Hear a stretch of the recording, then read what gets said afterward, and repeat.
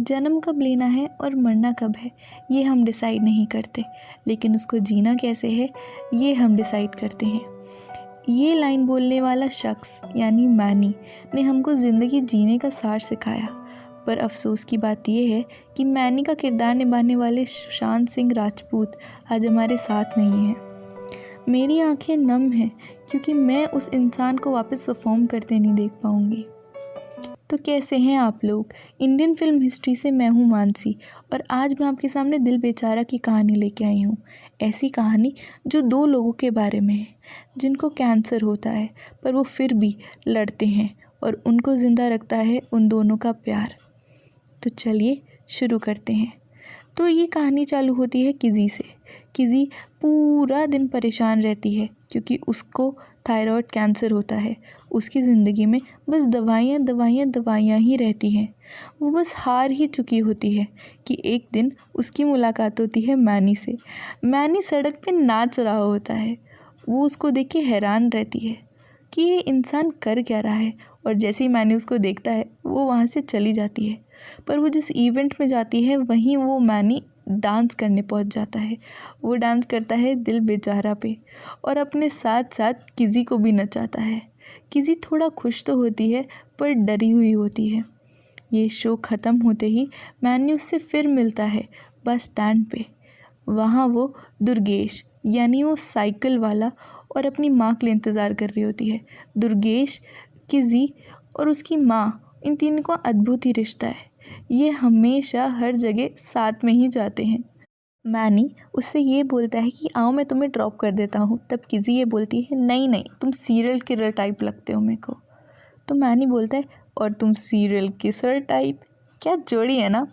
Many बहुत बड़ा रजनीकांत का फ़ैन था और दूसरी तरफ अपनी किज़ी अभिमन्यु वीर की।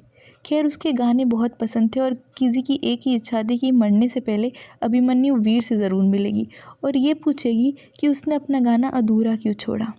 मैनी और किसी बात ही कर रहे होते हैं, इतने में उसकी मम्मी आ जाती है और वो ले जाती है उसको वहाँ से।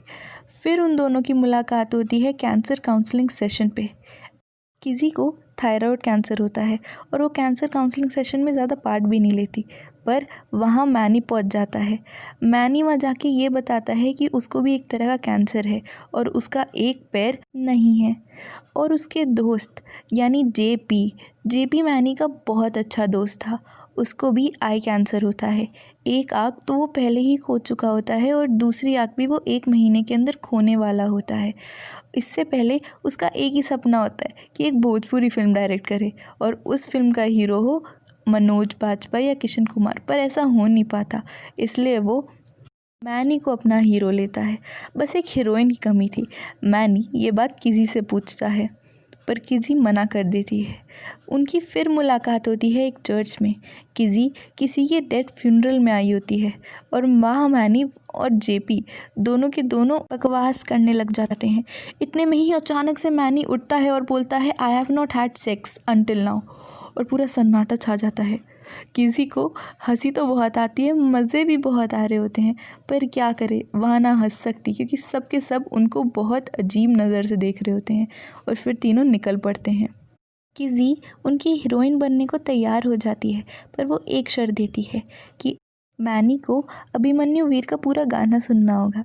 दरअसल बात ये थी कि एक दिन जब मैनी किज़ी को अपने फेवरेट स्पॉट पे लेके गया था तब किज़ी ने ये गाना सुनाया था, पर मैनी को बहुत बोरिंग लगा था, इसलिए वो ये शर्त रखती है। एक तरफ जहाँ किज़ी रजनीकांत की मूवी देखना चालू कर देती है, वहीं दूसरी तरफ मैनी अभिमन्यु वीर की गाने सुनना।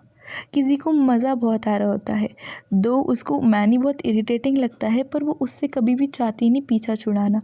वो चाहती कि मैनी उसके साथ रहे, उसकी इरिटेटिंग स्माइल उसको खुशी दे। शायद उसको ज़िंदा रहने के लिए एक नया रीज़न मिल गया था और वो था मैनी वो गाना सुनता है और किसी को फ़ोन करता है कि मैं किसी भी तरह अभिमन्यु वीर को ढूंढ के निकालूंगा और उससे पूछूंगा कि उसने ये गाना पूरा क्यों नहीं किया। उसको अभिमन्यु वीर का भी गाना अच्छा लगने लगता है। फिर चालू होती है अपनी जेपी की मूवी। उसमें हीरो तो होते हैं अपने मैनी और हीरोइन होती है किज़ी। तो ये फिल्म चालू हो रही होती है, किज़ी को बहुत मज़ा आ रहा होता है कि अचानक से एक दिन मैनी किज़ी को बुलाता है और बोलता है देखो अभिमन्यु वीर ने रिस्पॉन्ड किया। किज़ी बहुत खुश होती है और वो अभिमन्यु वीर को एक और लेटर लिखती है। वो बोलती है कि क्या करें अगर कोई आपसे इतना अटैच हो जाए कि जब आप चले जाओ तब वो दुख में हो। वो यहाँ मैनी अपने मम्मी पापा की बात कर रही थी। किसी जैसे ही सुबह होती है फिर उसके पास एक मेल आता है अभिमन्यु वीर का। वो बोलता है कि मैं ईमेल में तो ये बात नहीं समझा सकता, पर कभी पेरिस आओगी तो ज़रूर समझाऊंगा। किज़ी पेरिस लगाए जाने की रट लगा के बैठ जाती है, पर उसकी मम्मी बिल्कुल नहीं मानती, इसलिए वो उसको डॉक्टर झा के पास ले जाती है।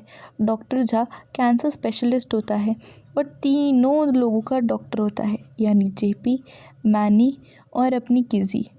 वो ये बोलता है कि मैं किसी को मैनी के साथ तो जाने नहीं दूंगा, पर अगर मिसेस बासु जाए तो मैं अलाउ कर सकता हूँ।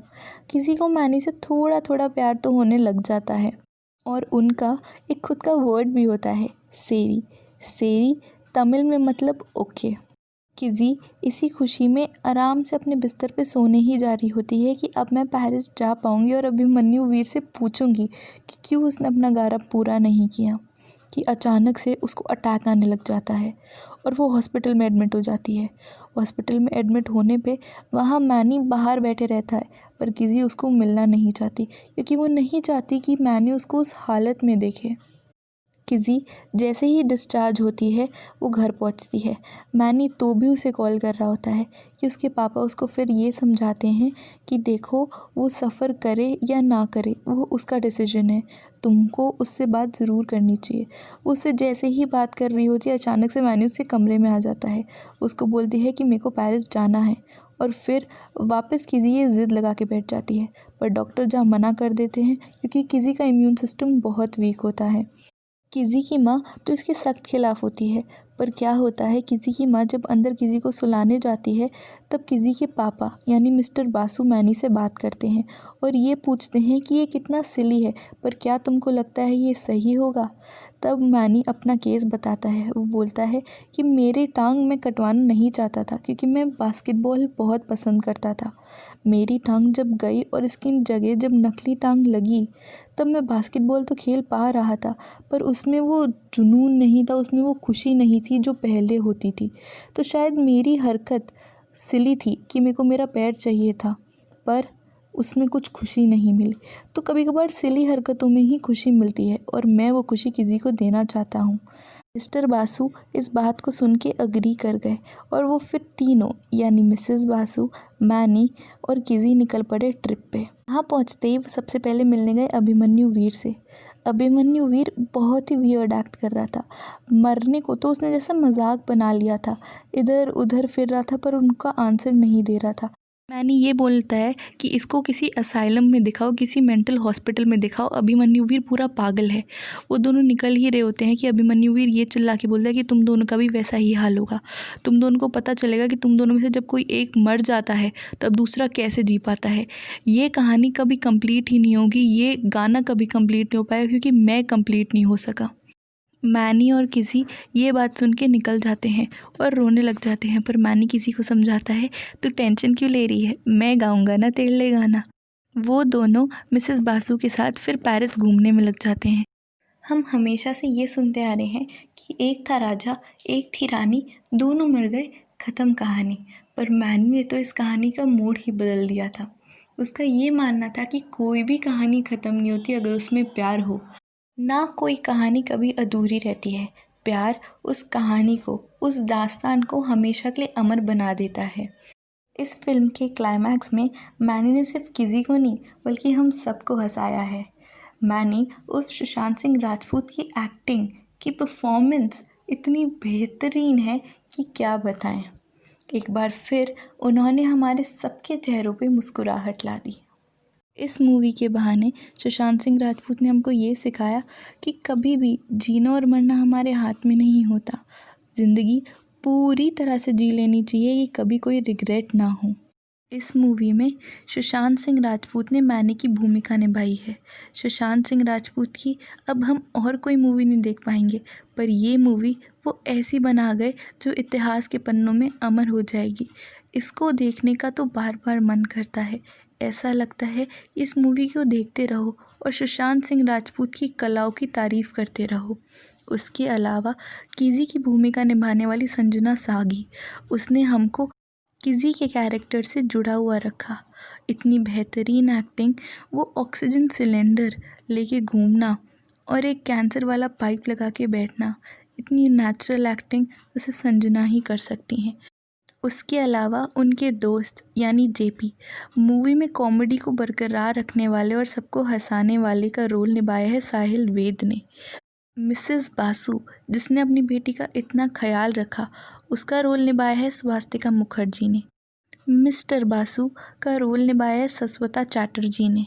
डॉक्टर जा, जो हमारे कैंसर स्पेशलिस्ट थे, उनका रोल निभाया है सुनीत टंडन ने। दुर्गेश कुमार हमारे रिक्शा पुलर रहे हैं। और लास्ट में अभिमन्यु वीर, जिन्होंने एक बात बोली थी पर वो हमारे मैनी और किज़ी के केस में गलत निकली। किज़ी मैनी के बिना खुश थी क्योंकि उसके साथ मैनी की यादें थी। तो उस अभिमन्यु वीर का रोल निभाया है सैफ अली खान। सैफ अली खान भले ही कुछ वक्त के लिए आए, पर उन्होंने ये ज़रूर बता दिया कि अपने आशिक के बिना और अपने प्यार के बिना जीना कैसा लगता है, एकदम अधूरा। उसी तरह फैंस के लिए सुशांत सिंह राजपूत की मौत को देखना और उनके बिना जीना अधूरा सा ही लगता है।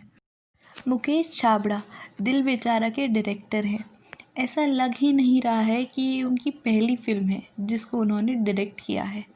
हर एक इमोशन, रोना, हंसना, मस्ती, सबको इतना खूबसूरती से दर्शाया है कि मानो ऐसा लग रहा है जैसे हम उसका खुद ही एक पार्ट हो।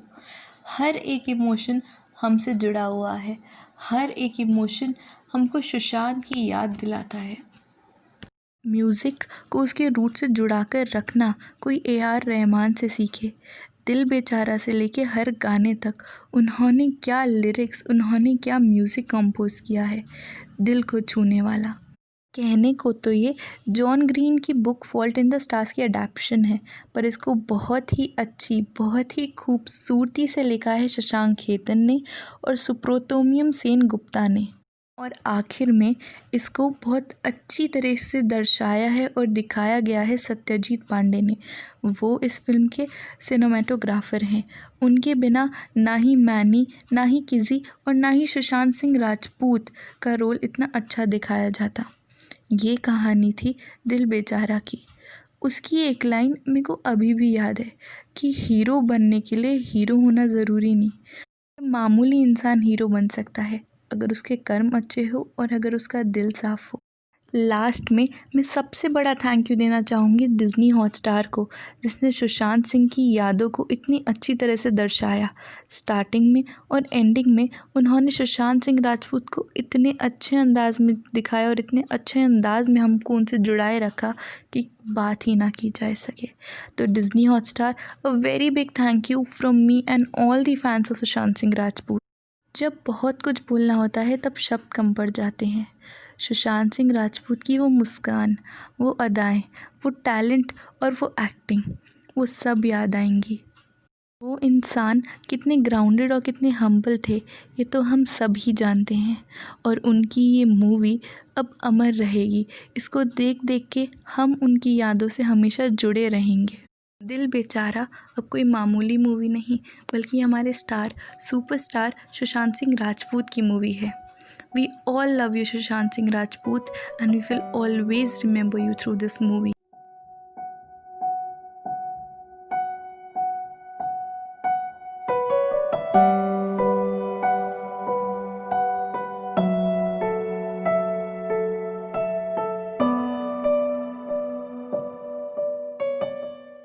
ऐसी ही और बॉलीवुड इंटरेस्टिंग वीडियोस देखने के लिए हमारे चैनल को सब्सक्राइब कीजिए और बेल आइकन पर क्लिक कीजिए।